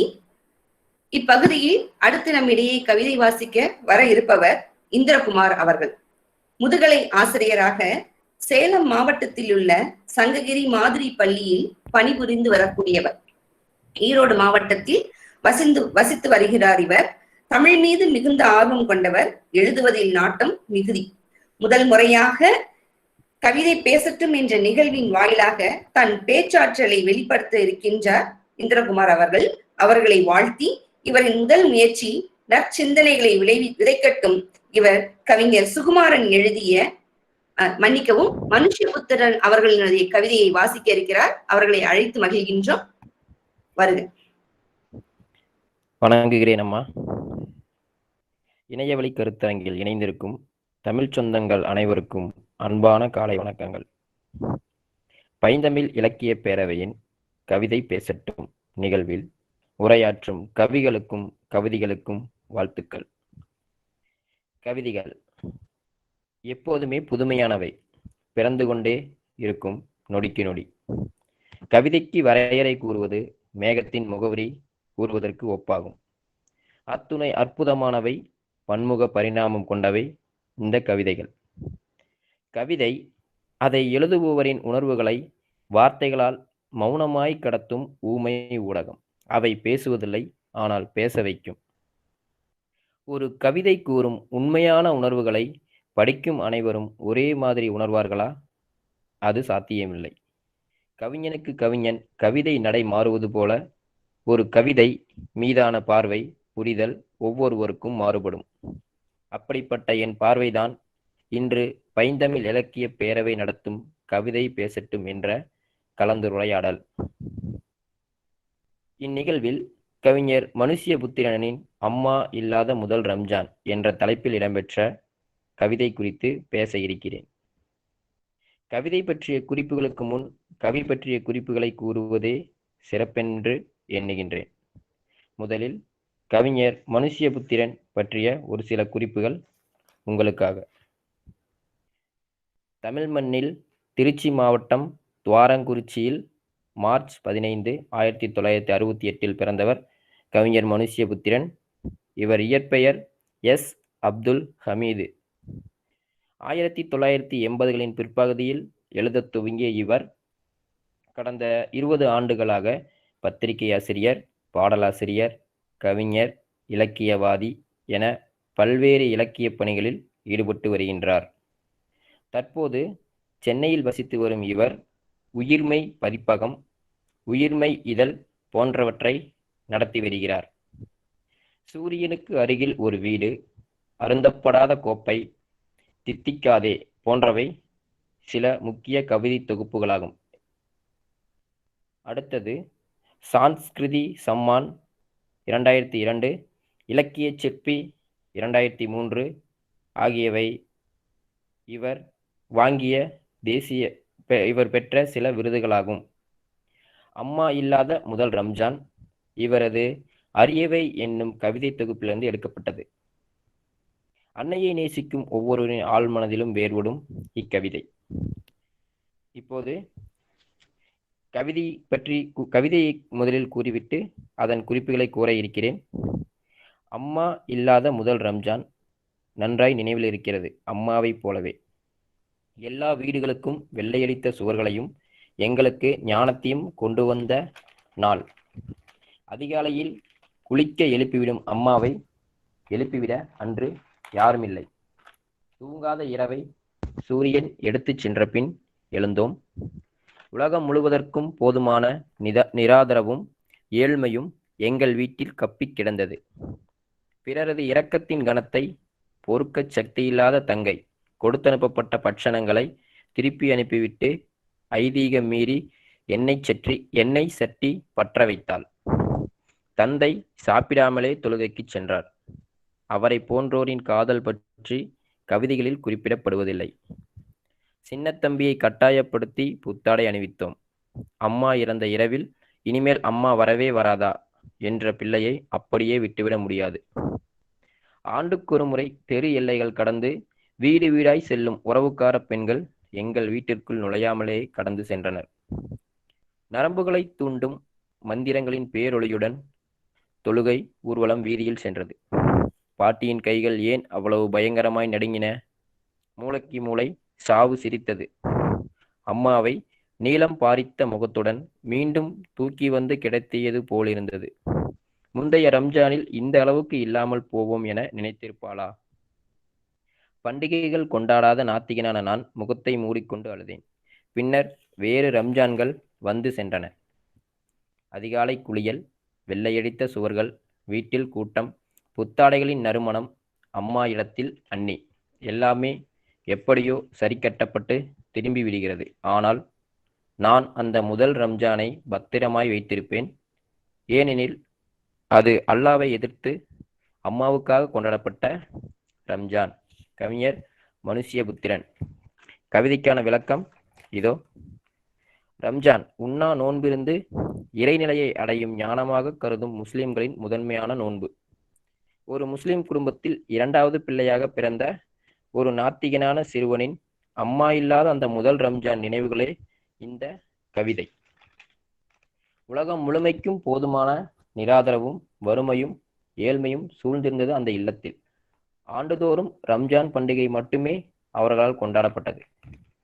தனக்கு மூத்த ஒரு அண்ணனையும் இளையதாக ஒரு தம்பி மற்றும் தங்கையுடன் பெரிதாக இறை வழிபாட்டில் நம்பிக்கை இல்லாத அந்த சிறுவன் தன் நினைவில் நீங்காத அம்மா இல்லாத அந்த முதல் ரம்ஜானை நினைவு கூறுகிறான். அம்மாவை போல அவன் நினைவில் நன்றாய் ஒட்டியிருந்தது அந்த நாள். வீதியெங்கும் வீடுகளுக்கு வெள்ளையடித்த சுவர்களையும் தனக்கு ஞானத்தையும் அந்த ரம்ஜான் வழங்கியதாக நினைவு கூறுகிறான். அதிகாலையில் எழுப்பிவிடும் அம்மாவை அன்று எழுப்பிவிட யாருமில்லை. விடிய விடிய தூங்காத அந்த இரவில் சூரியன் வந்ததும் எழுந்தோம். உலகம் முழுமைக்குமான நிராதரவும் ஏழ்மையோடு அம்மாவையும் இழந்திருந்ததால் சிலரது இரக்கம் எங்கள் வீட்டின் மீது. அந்த இரக்கங்களின் கனத்தை தாங்கும் சக்தியில்லாத என் தங்கை உபகாரமாக கொடுக்கப்பட்ட பட்சணங்களை திருப்பி அனுப்பிவிட்டு இலவு வீட்டில் சமைக்கக்கூடாது என்ற ஐதீகம் மீறி அடுப்பை பற்ற வைத்து எண்ணெய் சட்டி ஏற்றினாள். தந்தை சாப்பிடாமலே தொழுகைக்கு சென்றார். பொதுவாகவே அவர் போன்றோர் மனைவி மீது கொண்ட காதலை பற்றி எந்த கவிதைகளும் குறிப்பிடப்படுவதில்லை. அம்மா இல்லாத அந்த நோன்பு நாளில் இனிமே அம்மா வரவே வராதா என்ற சிறுவனை அப்படியே விட்டுவிட முடியாது. சின்னத்தம்பியை கட்டாயப்படுத்தி புத்தாடை அணிவித்தோம். மரபுகளை மீறி அம்மாவுக்காக அந்த ரம்ஜானை கொண்டாடினோம். ஆண்டுக்கொரு முறை தெரு எல்லைகள் கடந்து வீடு வீடாய் செல்லும் உறவுக்கார பெண்கள் துக்க வீடு என்பதால் எங்கள் வீட்டிற்குள் நுழையாமலே கடந்து சென்றனர். நரம்புகளை தூண்டும் மந்திரங்களின் பேரொளியுடன் தொழுகை ஊர்வலமும் அவ்வீதியில் சென்றது.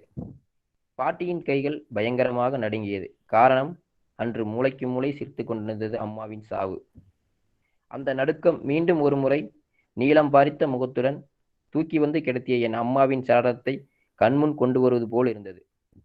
அதற்கு முந்தைய ரம்ஜானில் என் அம்மா நினைத்திருப்பாளா அடுத்த ரம்ஜானில் தான் இல்லாமல் போவோம் என்று?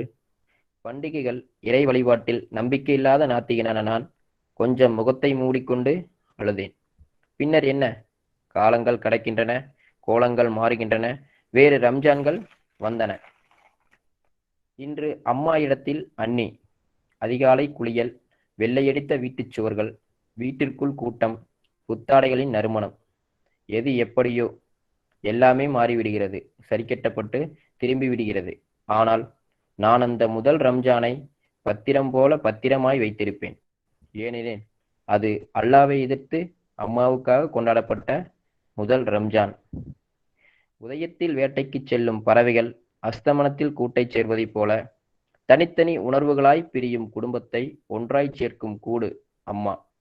அவள் ஆசீர்வாதங்களோடு கவிதை பேசட்டும் எனும் இந்நிகழ்வின் வாயிலாக எனக்கு முதல் முறையாக பேச வாய்ப்பளித்த பைந்தமிழ் இலக்கிய பேரவைக்கு என் மனமார்ந்த நன்றியுடன் இவ்வுரையை நிறைவு செய்கிறேன். நன்றி, வணக்கம். அம்மா இல்லாத குழந்தைகளின் மன உணர்வினை மிக அருமையாக எடுத்துக் கொடுத்த இந்திரகுமார் அவர்களுக்கு எனது மனமார்ந்த பாராட்டுக்கள். இப்பொழுது நிகழ்வினுடைய நிறைவு பகுதியாக இந்த 5 கவிஞர்களும் தான் வாசித்த கவிதைகள் குறித்து ஒரு சில வரிகளை உங்களிடம் பகிர்ந்து கொள்ள நான் விருப்பப்படுகின்றேன். கடைசி விருந்து கவிதையினுடைய விளக்கத்தை மிக அருமையாக சொன்ன குழந்தைக்கு எனது முதல் பாராட்டுக்கள். சிறுமி கூவுகிறாள் என்ற கவிதை பகுதியில் அந்த குழந்தைகளினுடைய உணர்வுகளை, மன உணர்வுகளை, உணர்வு போராட்டத்தினை ஓர் ஓமையின் மூலமாக, அதாவது நிலவு மூலம் வெளிப்படுத்துகின்ற அழகு மிக அருமை. அந்த கவிதையில் மிக அழகாக வெளிப்பட்டது. மனிதனினுடைய வாழ்வில் வெற்றியும் தோல்வியும் சமம். அதைதான் அந்த நிலவினுடைய வளர்பிறை தேய்பிறையோடு ஒப்பிட்டு சொன்ன திறமும் மிக அழகு. பெண்ணினுடைய விடாமுயற்சியை குறிப்பிட்டிருக்கக்கூடிய விதமும் மிக சிறப்பு. 7 பருவத்தினை, பெண்களினுடைய 7 பருவங்களையும் அந்த நிலவினுடைய வளர்பிறை தேய்பிறையோடு ஒப்பிட்டு சொல்லி அந்த கவிதையை ஆய்வு செய்த திறமை மிக மிக அருமை. அடுத்ததாக சொந்தமாக படைத்த துர்காவினுடைய சிதைக்கப்பட்ட கல்வி. கல்வி அழியாது மாணவர்கள் பயனடைய வேண்டும் என்ற உணர்வு அவரது கவிதையில் மிக சிறப்பாக வெளிப்பட்டிருக்கிறது. அதனால்தான் ஒரு பள்ளியினுடைய தொடக்க புள்ளி 1000 சிறைச்சாலைக்கு முற்றுப்புள்ளி என்று அவர் குறித்த அந்த இடம் என் மனதில் ஒரு பாதிப்பை ஏற்படுத்தியது. நிறைவில் அந்த கவிதையில் அவர் சொல்கிறார், நமக்கு நாமே ஆசானாகி இனி ஒரு விதி செய்வோம், சிதைக்கப்பட்ட என் கல்வி சுதந்திரம் பெறும் வரை என்று சொன்ன விதம் மிக அருமையம்மா. அந்த மாணவர்களுடைய மன உணர்வு, கல்வியினுடைய தாகம் அறிந்த அந்த குழந்தைகளினுடைய உணர்வு வெளிப்பாடு மிக மிக சிறப்பு இக்கவிதையில். அடுத்து கலாபிரியாவினுடைய அவளின் பார்வைகள் குறித்து பேசிய தன்மை. நான் ஏற்கனவே கவிதையினுடைய அமைப்பு முறையை பற்றி சொல்லியிருந்தேன். இவர்கள் அனைவருமே இந்த சொந்தமாக எழுதிய அந்த பெண்ணினுடைய கவிதையை தவிர மீது அனைத்துமே பார்த்தோம் என்றால் வானம்பாடி காலகட்டத்து கவிதைகளாகவே இடம்பெற்றிருக்கிறது. அப்ப அதில் அதிகம் இடம்பெற்றிருக்கக்கூடியது அந்த படிமங்களும் குறியீடுகளும் என்று நான் முதலிலேயே சொன்னேன் என்னுடைய தலைமை வரையில். அதை வெளிப்படுத்தும் விதமாக பிரியாவினுடைய இந்த கவிதையானது அமைந்திருக்கிறது. பெண்ணினுடைய பார்வைகள் ஏற்படுத்தும் தாக்கம், அதை சொல்லி சென்ற அந்த இனியவளினுடைய உரை மிக மிக அழகம்மா. அதான் என்ன செய்தும் இவன் ஒரு நிமிடம் கவிதை எடுத்துக்கொள்கிறேன். என்ன செய்தும் இவன் காலடியில் தலை வைத்து பணிய மறுக்கிறது நிழல், இவனின் நிழல் என்று அந்த நிறைவு பகுதியில் அவர் சொல்கிறார். அடுத்தவர்கள் ஆள நினைக்கும் பொழுது நாம் ஒவ்வொருவருடைய மன இயல்பு, இயற்கையிலே ஒவ்வொரு சக மனிதனுக்கும் இருக்கக்கூடிய அந்த இயல்பு உணர்வினை அந்த பகுதி மிக அழகாக எடுத்து சொல்கின்றது. அடுத்தவர்கள் ஆள நினைக்கும் பொழுது அடிபணியை மறுக்கின்ற மனதோடு ஒப்பிட்டு அவர் இனியவள் சொல்லி சென்ற விதம் மிக அருமை. அடுத்ததாக நிறைவு பகுதியில் இந்திரகுமார் முதலாக இன்று கவிதை முதலில் பேச வந்தவர் போலவே அல்ல, மிக சிறப்பு. எப்பொழுதுமே ஒரு கவிதையை வாசிக்கும் பொழுது அது பிறருடைய எந்த கவிஞனுடைய கவிதையை நாம் வாசிக்கிறோமோ அந்த கவிஞரை பற்றி நாம் முழுமையாக தெரிந்து கொள்ள வேண்டும். அவர் எந்த காலகட்டத்தில் எந்த சூழலில் எப்படி கவிதையை சொல்லியிருக்கிறார் என்பதை முதலில் தெரிந்து கொண்டார். அவரை பற்றிய சிறப்புகள் தெரிந்து கொண்டால் மட்டுமே அக்கவிதையை நாம் எளிதில் புரிந்து கொள்ள முடியும். அவ்வகையில் மனுஷபுத்திரனை குறித்து எடுத்து சொல்லிவிட்டு அந்த கவிதையை அம்மா இல்லாத முதல் ரம்ஜான், எந்த ஒரு ஆண் குழந்தையாகட்டும் பெண் குழந்தையாகட்டும் அந்த குழந்தையை தன்மையிலிருந்து வெளிப்பட்டு வருவோம். எவ்வளவு வயதானாலும் அந்த தாய் இல்லாத அந்த குழந்தைகள் அவர்களுடைய மனநிலை எப்படி இருக்கும் என்பதை மிக அழகாக, அவர் ஒரு நாத்திகனாகவே இருந்தாலும் அந்த தாயின் மன உணர்வினை எடுத்து சொன்ன விதம் மிக மிக அருமை. ஒரு இடத்தில் அந்த 2வது பிள்ளை நாத்திகன், அந்த சிறுவனுடைய மன உணர்வு அது வெளிப்படுகிறது. அந்த கவிஞரை குறித்து பேசும் பொழுதே அவருடைய உணர்வு பூர்வமான அந்த செய்திகளும் நம்மை தாக்கக்கூடியதாக இருக்கின்றது. இப்படி கவிஞர்கள் அனைவருமே அந்த படிமத்தையும் குறியீடுகளையும் பயன்படுத்தி பேசி சொல்லி சென்ற விதம் அது எப்பொழுதோ 60-70 ஆண்டுகளுக்கு முன்னால் வெளிவந்த கவிதைகளாகவே இருந்தாலும் இப்பொழுது தற்காலத்தில் இல்லாத கவிதைகளாக இருந்தாலும் எந்த காலத்திற்கும் ஏற்றாற் போல பொருத்தி பார்க்கக்கூடிய வகையில் இந்த கவிதையானது அமைந்துள்ளது. இத்தகைய இந்த படிம கவிதைகளை எல்லாம் படிக்கும் பொழுது கலாப்பிரியாவினுடைய கவிதையில் ஒரு இடத்தை அம்மையார் சுட்டி சென்றார். கரித்துண்டொன்றை தரையில் பைத்திய கிருக்களாய் படம் போட்டு சாகடிக்கிறேன், எரித்துக் கொள்வதை விட இது எவ்வளவோ மேல். அதை வாசிக்கும் பொழுது எனக்கு அப்துல் ரஹ்மானுடைய கவிதை வரியால் நினைவுக்கு வந்தது. இது ஒரு காதலை மறுக்கிறாளா, ஒரு பெண் ஏற்கிறாளா என்பதை எடுத்து சொல்லக்கூடிய வகையில் இருக்கக்கூடிய அந்த கவிதையோடு என்னுடைய மனம் ஏனோ ஒப்பிட்டு நோக்க செய்தது. கவிதையை சொல்கின்றேன், நீங்களே அதில் இருக்கக்கூடிய அந்த குறியீட்டையும் அந்த படிமத்தையும் முரணான அந்த படிமத்தையும் நீங்கள் புரிந்து கொள்ளும் வகையில் இருக்கும். என்னுடைய மாணவர்களுக்கு அடிக்கடி இந்த கவிதையை நான் அழகுடன் நகைச்சுவைக்காகவும் சொல்லி சென்ற இடங்களும் உண்டு. என்னை கண்டதும் உன் கண்கள் கவிழும் உன் இமைகள் மீன் வலையா கொசு வலையா. இதுதான் அப்துல் ரஹ்மானினுடைய கவிதை. என்னை கண்டதும் கவிழும் உன் இமைகள் மீன் வலையா கொசு வலையா என்று ஒரு கவிதை ஒரு இடத்தில் சொல்லியிருப்பார். மேலோட்டகம் என்னது மீன் வலை, பெண்ணினுடைய இமையை எதுக்கு மீன் வலை கொசு வலைன்னு சொல்றாங்க? ஒரு ஆண் ஒரு பெண்ணை பார்க்கிறார், அந்த ஆணுக்கு அந்த பெண்ணின் மீது ஈர்ப்பு இருக்கு, அந்த பெண்ணிற்கும் அந்த ஆணின் மீது ஈர்ப்பு இருக்கிறதா இல்லையா என்பதை மிக அழகாக அந்த இடத்தில் அப்துல் ரஹ்மான் தன்னுடைய கவிதையில் படிமமாக குறியீடாக பதித்து சென்றிருக்கிறார். கவிழும் உன் இமைகள் மீன் வலை. மீன் வலை எதற்கு பயன்படக்கூடியது? மீனை பிடிப்பதற்காக. அப்ப காதலை ஏற்றுக்கொள்வதற்காக அந்த பெண்ணினுடைய இமைகள் கவிழ்கிறதா? கொசு வலையா? கொசு உள்ளே நுழையாதவாறு தடுப்பதற்கு கொசு வலை பயன்படுகிறது. அப்ப அந்த காதலை மறுப்பதற்காக அந்த பெண்ணினுடைய இமைகள் மூடுகின்றதா அப்படின்னு ஒரு சந்தேகத்தை கிளப்புகின்ற வகையில் அந்த கவிதை. அது படிக்கும் பொழுதுதான் அதனுடைய சுவை தெரியும். அதை போலதான் இந்த வானம்பாடி கால கவிஞர்களுடைய கவிதை அமைப்பு முறையே சிறப்பு. இன்னொன்னு அந்த குறியீட்டு முறைக்கு ஒண்ணு சொல்றேன். புறத்திணை, இதுவும் அப்துல் ரஹ்மான் தான். புறத்திணை சுயமர மண்டபத்தில் கையில் மாலையோடு குருட்டு தமையந்தி. அப்போ இங்க போலி நலன்கள் கையில் மாலையோடு குருட்டு தமையந்தி அப்படின்ட்டு. அப்போ இன்றைய அரசியலோடு அன்றிலிருந்து இன்று வரை அரசியலின் அதனுடைய சூழலையும் எடுத்து சொல்லக்கூடியதாகவே இருக்கு. எப்பொழுது யார் ஆட்சிக்கு வருவார்கள், யாருக்கு எப்பொழுது நாம் என்ன பதிவினை செய்ய வேண்டும் என்பதை தெரியாமல் குருட்டு தமையந்திகளாக தான் நாம் அந்த செயல்களை செய்து கொண்டிருக்கிறோம் இப்பொழுது வரைக்கும் என்பதை எடுத்து சொல்வதாக அந்த கவிதையானது அமைகிறது. இப்படி இந்த கவிஞர்களுடைய உணர்வுகள் அனைத்தும் அவர் எந்த காலகட்டத்தில் எழுதியிருந்தாலும் இன்று படித்தாலும் நாம் புரிந்து கொள்ளக்கூடிய வகையில் மிக சிறப்புடையதாக இருந்தது. அந்த வகையில் இன்று கவிதை வாசித்த அனைத்து செல்வங்களும், அனைத்து பேராசிரியர் பெருமக்கள், மாணவர் செல்வங்களும் மிக அருமையாக தன்னுடைய கருத்தை, தன்னுடைய உணர்வினை, கவிஞன் என்ன உணர்வுகளை பதிவு செய்தானோ அதை புரிந்து வெளிப்படுத்திய விதமாக இவருடைய படைப்புகள் இருந்தது என்பதில் எந்த விதமான ஐயமும் இல்லை. இலக்கிய பேரவையினுடைய பணிகள் மேலும் மேலும் இதை போல சிறப்படைய வேண்டும் என்று கூறி வாழ்த்தி விடைபெறுகிறேன். நன்றி, வணக்கம். மிகவும் நன்றி அம்மா.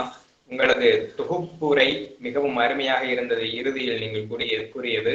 அதற்கு முன்பாக தலைமையுரையிலேயே இந்த கவிதை எந்த காலகட்டத்தை சார்ந்தது, அந்த கவிஞர்கள் எல்லாம் அவருடைய கவிதைகளை எந்த அளவிற்கு படிமம் குறியீட்டு வகைகளை பின்பற்றி வெளியிட்டு இருக்கிறார்கள் என்பது குறித்தான ஒரு ஆய்வு நோக்கிலான ஒரு உரையாக சிறப்பாக குறித்த நேரத்திற்குள் ஆகப்பெரிய சிந்தனைகளை விதைக்கும் விதமாக இருந்தது.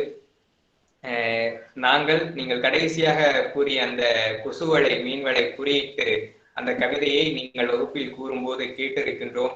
இன்றைக்கு அவையில் இருக்கக்கூடிய பலருக்கும் அது புதிதாகவும் அதை படித்திருந்தாலும் அதனுடைய பொருள் புரியாமல் இருந்திருக்கும். அதனை தெளிவாக எளிமையாக அனைவருக்கும் புரியும்படி எடுத்துரைத்தீர்கள்.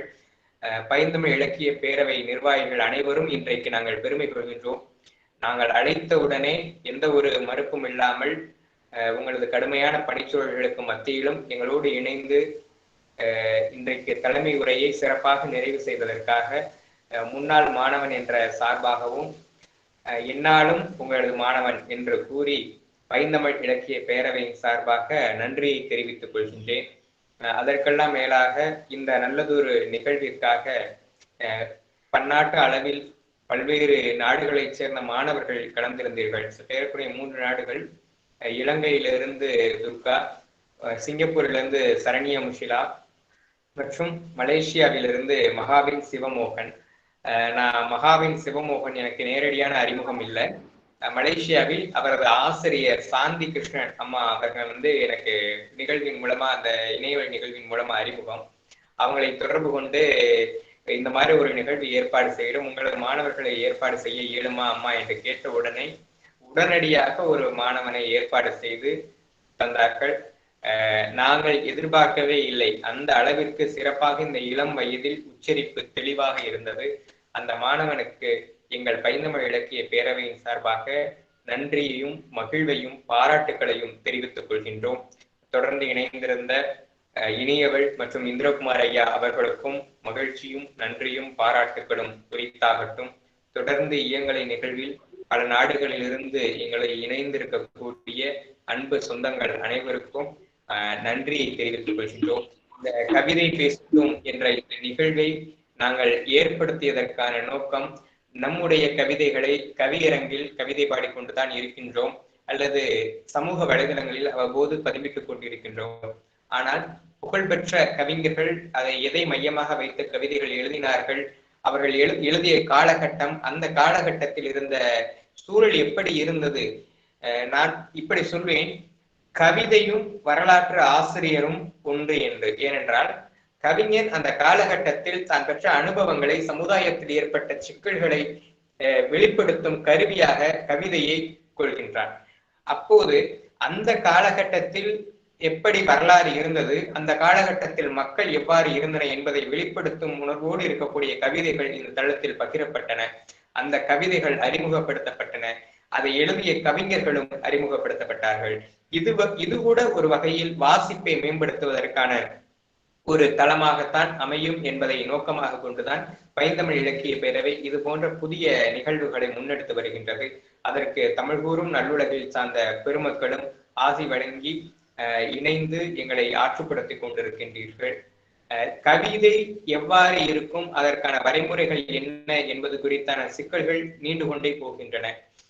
மரபு கவிதையில் தொடங்கி அதற்கடுத்து வந்த வசன கவிதை, புது கவிதை, ஹைக்கூ, லிமெரிக்கு, சென்றிக்கு, குரட்கு, இது போன்ற இப்போது எதுகைக்கு மூனைக்கு வரைக்கும் வந்துவிட்டன கவிதையுடைய வளர்ச்சி நிலைகள்.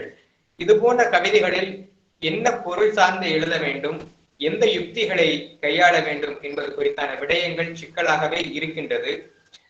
இதை தொடர்ந்து பைந்தமிழ் இலக்கிய பேரவை வளரி பன்னாட்டு கவிஞர் பெருமன்றத்தோடு சேர்ந்து முன்னெடுத்து வருகின்றது. கவிதை எழுதக்கூடிய கவிஞர்கள் ஒவ்வொரு கருத்துக்களை ஆழமாக முன்வைத்து கவிதை எழுதுவது வழக்கம். அந்த கவிதை பலருக்கு புரியும்படியாக இருக்கும், சிலருக்கு புரியாமல் எழுதுவார்கள்.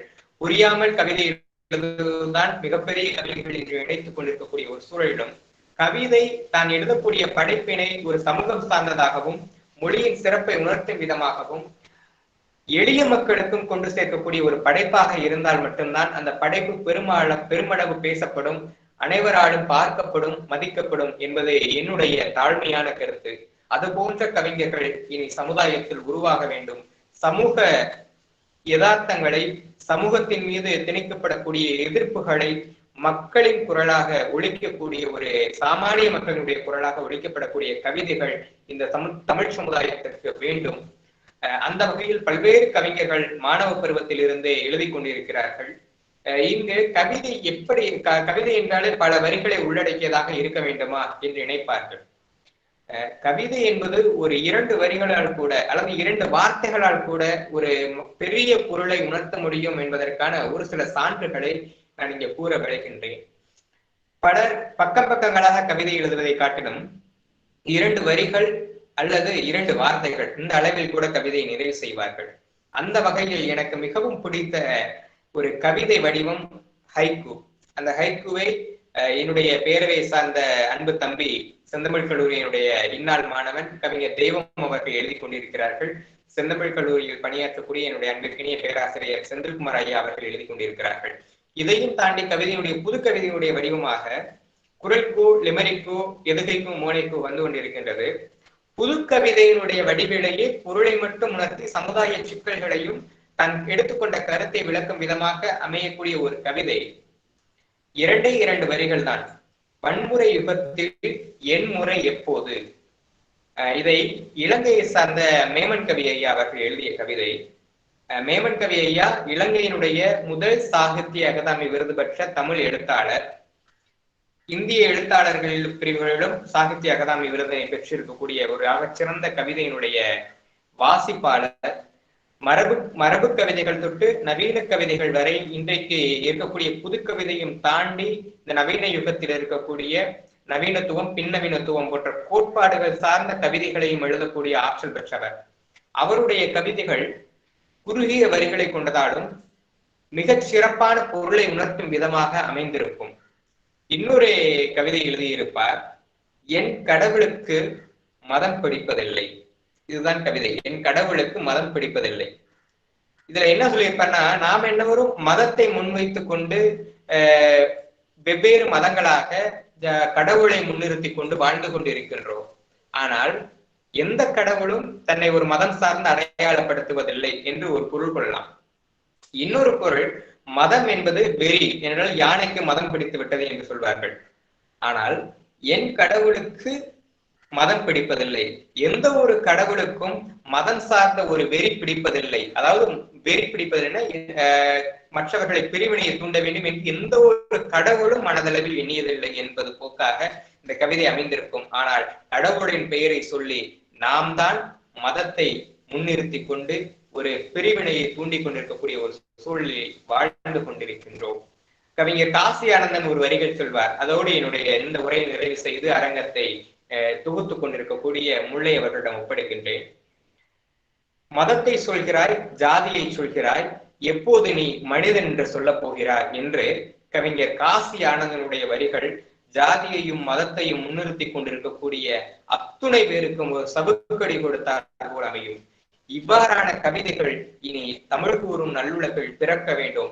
ஏனென்றால் பக்கம் பக்கமாக எழுதுவதை காட்டிலும் ஒரு வரியாக இருந்தாலும் சரி, இல்ல சுருங்கிய பக்தியாக இருந்தாலும் சரி, அந்த கவிதை ஆழ்ந்த பொருள் உடையதாகவும் சமுதாயத்தினுடைய அவலங்களை பிரதிபலிப்பதாகவும் இருக்க வேண்டும். அது போன்ற கவிதைகளை எதிர்பார்த்து உங்களில் ஒருவனாக காத்திருக்கின்றேன். நன்றி, வணக்கம். நன்றிங்க ஐயா. நிகழ்வில் கலந்து கொண்ட அனைவருக்கும் முறையாக நன்றி தெரிவிக்கும் வகையில் நன்றி நவில வருகிறார் பைந்தமிழ் இலக்கிய பேரவை இணை செயலாளர், ஆகச்சிறந்த சிந்தனையாளர் சகோதரி அமிதா அவர்களை அன்போடு அழைக்கின்றேன். தேன் சொட்டும் என் தாய்மொழியை அள்ளி பருக இப்பிறவி ஒன்று போதுமா? உயிரும் மெய்யும் கலந்து எங்கள் உணர்வில் வாழும் தாயே, பட்டினி கிடந்து பசியால் மெலிந்து பாழ்பட நேர்ந்திடனும், கட்டி இழுத்து கால்கை முறித்து அங்கம் பிளந்து இழந்து துடிதுடினும், என் பொங்கு தமிழை பேச மறப்பேனோ? அன்னை தமிழுக்கு என் முதல் வணக்கம். கவிதை என்ற சொல்லை கவி, கதை, விதை என எவ்வாறு பிரித்தாலும் ஒரு அற்புதமான பொருள் தரக்கூடிய சொல்தான் கவிதை. அத்தகைய வகையில் பைந்தமிழ் இலக்கிய பேரவை நடத்தும் கவிதை பேசட்டும் எனும் நிகழ்வில் இணைந்திருக்கும் அத்துணை தமிழ் உறவுகளுக்கும் என்னுடைய அடுத்த வணக்கம். தமிழ் மொழியானது கடல் கடந்து மலை கடந்து வாழும் ஒரு மொழி என்பதை இந்த நிகழ்ச்சியின் மூலமாக இன்று நாம் அறிந்திருக்க வாய்ப்புகள் அதிகமாக இருக்கிறது. சிங்கப்பூர் தமிழ், மலேசிய தமிழ், இலங்கை தமிழ், தஞ்சை தமிழ், சேலத்து தமிழ் என தமிழை வெவ்வேறு கோணத்தில் நாம் ரசித்திட ஒரு அருமையான வாய்ப்பு கிட்டியதாகத்தான் நான் பார்க்கிறேன். அத்தகைய வகையில் சிங்கப்பூரிலிருந்து நம்மோடு இணைந்து தன்னுடைய கவிதைகளையும் கருத்துகளையும் பகிர்ந்து கொண்ட சரண்யா முசிலா அவர்களுக்கும், மலேசியாவிலிருந்து நம்மோடு இணைந்து இவன் ஒரு பள்ளி மாணவனா என வியக்கும் அளவிற்கு கவிதை பாடி சென்ற மகாவின் சிவமோகன் அவர்களுக்கும், இலங்கையிலிருந்து இணைந்து தானே எழுதிய கவிதையை மிக அருமையாக எடுத்து பல்வேறு கருத்துக்களை பகிர்ந்து கொண்ட ஜெயதுர்கா அவர்களுக்கும், தஞ்சையிலிருந்து நம்மோடு இணைந்து கவிதைக்கே கவிதையாக மாறியவளோ என்று வியக்கும் வண்ணம் தன்னுடைய அற்புதமான குரலில் அனைவருக்கும் புரியும் வகையில் தன்னுடைய கவிதைகளை படைத்திட்ட சா இனியவள் அவர்களுக்கும், சேலத்திலிருந்து இணையவழியில் நம்மோடு இணைந்து தன்னுடைய முதல் பேச்சினிலேயே அனைவரையும் கவர்ந்த மதிப்பிற்குரிய ஐயா இந்திரகுமார் அவர்களுக்கும் பைந்தமிழ் இலக்கிய பேரவையின் சார்பாக நன்றிகளை தெரிவித்துக் கொள்கிறோம். உங்களுடைய வெற்றி பாதையில் மேலும் வெற்றிகள் வந்து சேர வேண்டும் என்று வாழ்த்தியும் கொள்கிறோம். மேலும் இந்த தருணத்தில் இந்த அற்புதமான நிகழ்விற்கு தலைமை உரை வழங்கிட்ட மதிப்பிற்குரிய அம்மா முனைவர் ஜே கோகிலா அவர்களுக்கும் பைந்தமிழ் இலக்கிய பேரவையின் சார்பாக நன்றிகளை தெரிவித்துக் கொள்கிறோம். மேலும் இந்நிகழ்விற்கு வரவேற்புரை வழங்கிட்ட பைந்தமிழ் இலக்கிய பேரவையின் அமைப்பாளர் சுபிக்ஷா அவர்களுக்கும் அறிமுக உரை வழங்கிட்ட பைந்தமிழ் இலக்கிய பேரவையின் ஒருங்கிணைப்பாளர் சகோதரர் வி அதிவீர பாண்டியன் அவர்களுக்கும் நோக்க உரை வழங்கிட்ட பைந்தமிழ் இலக்கிய பேரவையின் இணை ஒருங்கிணைப்பாளர் சே கோமதி அவர்களுக்கும் மேலும் இந்நிகழ்ச்சி முழுவதனையும் மிக அருமையாக தொகுத்து வழங்கிய சகோதரி முல்லை அவர்களுக்கும் மேலும் எங்களுடைய பைந்தமிழ் இலக்கிய பேரவையின் அனைத்து உறவுகளுக்கும் இந்த தருணத்தில் நன்றிகளை பதிவு செய்து கொள்கிறோம். தமிழமுதை பருகுவதற்காக இந்நிகழ்வில் இணைந்து இந்த தருணம் வரை எங்களின் ஒவ்வொரு நிகழ்ச்சிக்கும் ஒத்துழைப்பு நல்கி வரும் பள்ளி மற்றும் கல்லூரி மாணவர்கள், ஆசிரியர்கள், பேராசிரியர்கள், தமிழ் ஆர்வலர்கள், தமிழ் ஆளுமைகள் என அத்துணை தமிழ் உறவுகளுக்கும் பைந்தமிழ் இலக்கிய பேரவையின் சார்பாக நன்றிகளை தெரிவித்துக் கொள்கிறோம். இந்த நிகழ்வு நிச்சயமாக உங்களுடைய நேரத்தை பயனுள்ள நேரமாக மாற்றி இருக்கும் என்ற நம்பிக்கை எங்களுக்கு இருக்கிறது. சான்றிதழுக்கான இணைப்பு அரட்டை பகுதியில் கொடுக்கப்பட்டுள்ளது. அனைவரும் பெற்று பயனடையுமாறு கேட்டுக்கொள்கிறோம். மேலும் இது போன்று உங்களுக்கு பயனுள்ள நிகழ்வில் உங்களை சந்திக்கும் வரை உங்களிடமிருந்து விடைபெறுவது பைந்தமிழ் இலக்கிய பேரவை. சாவலும் தமிழ் படிக்கு சாக வேண்டும், இந்த சாம்பலும் தமிழ் மனம் கமழ்ந்து வேக வேண்டும். நன்றி, வணக்கம்.